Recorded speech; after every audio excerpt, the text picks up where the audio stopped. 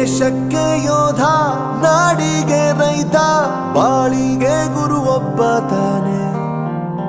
ಅಕ್ಷರ ಕಲಿಸೋ, ಅಜ್ಞಾನ ಅಳಿಸೋ, ಅವನೂನು ಅನ್ನದಾತಾನೆ.